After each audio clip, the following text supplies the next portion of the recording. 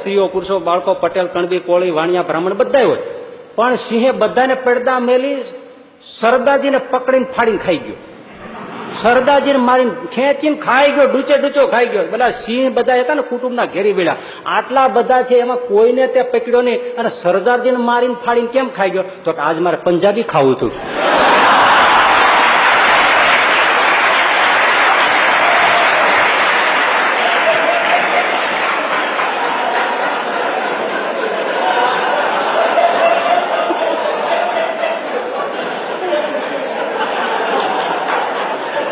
મારા સિંહ ને શોખ થઈ ગયા. બોલો, માણસ તો બગડ્યો પણ જાનવર ને બગાડી નાખ્યા. હવે આવું હોય તો પછી ખર્ચા પૂરા થાય. સ્પેશિયલ ખાવું છે, નહીતર એને બકરું ખાઈ લે પેટ ભરાઈ જાય. પણ એને સરદારજી પંજાબી ખાવું લે તો પછી દોડવું પડે, કેટલું સાહસ કરવું પડે, કેટલું બધું કરે ત્યારે પંજાબી મળે.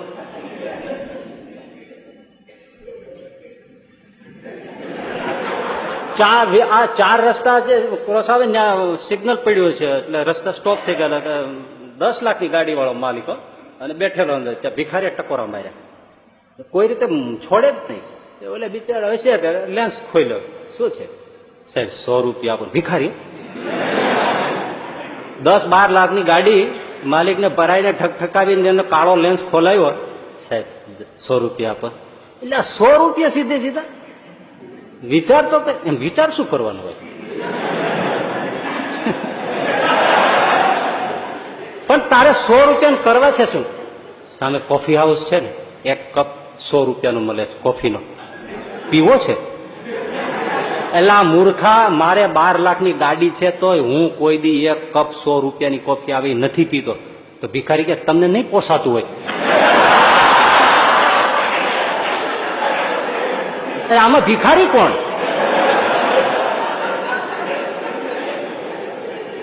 એક જણો કે ભાઈ મારી નીચે છે ને 200 જણા કામ કરે છે, સંભાળીને બોલજો. 200 જણા લાગતું નથી તારી નીચે 200 જણા કામ કરતા હોય તો કેમ ના કરે? હું ઉપલે માળે રહું છું, નીચે ફેક્ટરી છે.